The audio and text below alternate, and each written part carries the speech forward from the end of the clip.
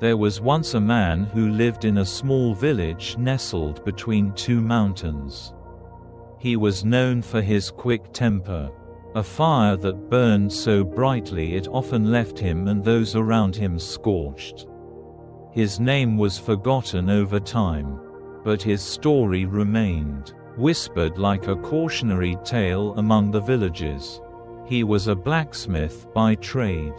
His hands calloused from years of shaping metal.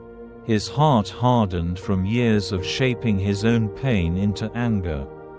Every slight, every misunderstanding, every moment of frustration was fuel for the furnace inside him. And though his work was admired, his presence was feared. People avoided him, not out of malice, but out of self-preservation. They knew that to be near him was to risk being burned. One day, a traveler arrived in the village. He was an old man, his face lined with the marks of a life well lived, his eyes calm like the surface of a still lake. He carried nothing but a small satchel and a walking stick. Yet there was an air of quiet authority about him. The villagers, curious but cautious, watched as he made his way to the blacksmith's forge. The blacksmith was at work, hammering a piece of red-hot iron, his face flushed with exertion and irritation. The traveler stood at the entrance, observing silently. When the blacksmith finally noticed him, he barked, "What do you want? Can't you see I'm busy?" The traveler smiled gently. "I have come to ask for your help," he said. His voice was soft but carried an undeniable weight. The blacksmith scoffed. "Help? What could I possibly help you with?" The traveler stepped closer, his gaze steady. "I need a blade," he said. "But not just any blade. I need one that is unbreakable, one that can cut through anything." The blacksmith laughed, a harsh, bitter sound. "Unbreakable? Nothing is unbreakable. Even the strongest metal can shatter under enough force." The traveler nodded. "True," he said, "but what if I told you there is a way to forge a blade that is not only strong but also flexible? One that can bend without breaking?" The blacksmith paused, his curiosity piqued despite himself. "And how would you do that?"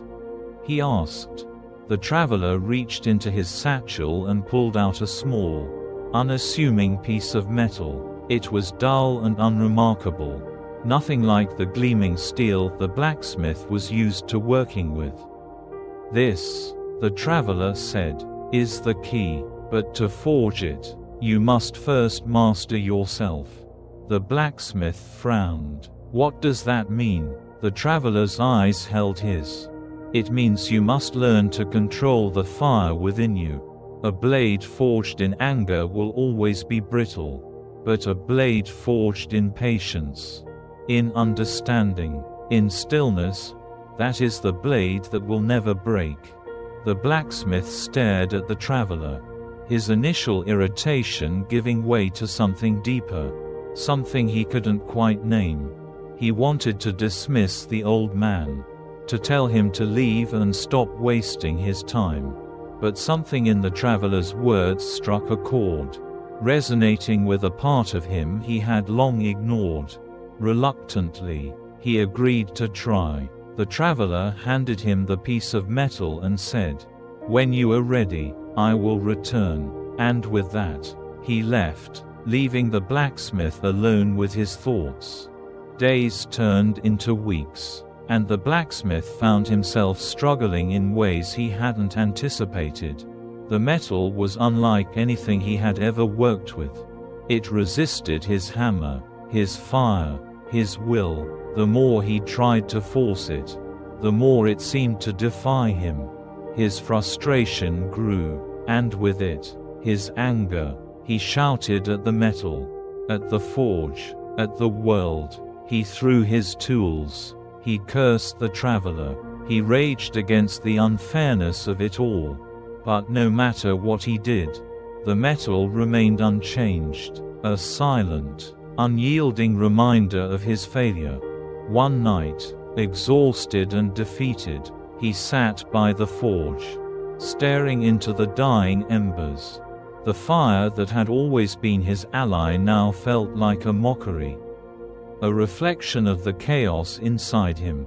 He thought about the traveler's words, about mastering himself. He had always believed that strength came from force, from dominance, from control. But what if he was wrong?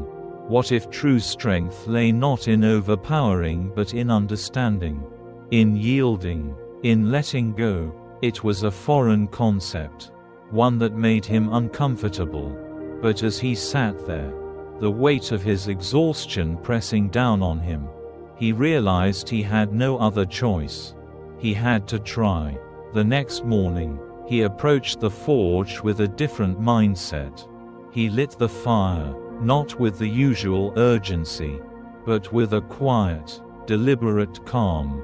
He picked up the hammer, not as a weapon, but as a tool, and when he began to work the metal, he did so not with force, but with patience. He listened to the metal, felt its resistance, its rhythm. He didn't fight it, he worked with it.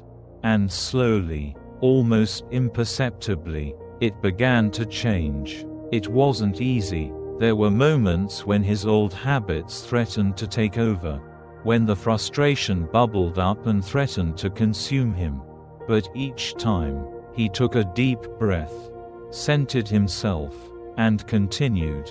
When the traveler returned weeks later, the blacksmith presented him with the blade. It was simple, unadorned, but there was a quiet strength to it, a resilience that spoke of the journey it had undergone. The traveler examined it carefully, then looked at the blacksmith. "You have done well," he said, "but tell me, what did you learn?" The blacksmith hesitated, then said, "I learned that the fire I feared was not my enemy. It was my teacher, and that the strength I sought was not in the metal, but in myself." The traveler smiled. "Then you have forged more than a blade," he said. "You have forged a new path." And with that, he left, leaving the blacksmith standing in the forge, the weight of his old anger replaced by a quiet, steady peace. He never saw the traveler again, but the lesson remained, etched into his heart like the marks on the blade. And though he still worked with fire and metal, he did so with a newfound respect, not just for the craft, but for the delicate balance of strength and flexibility, of power and patience, that lay at the heart of it all.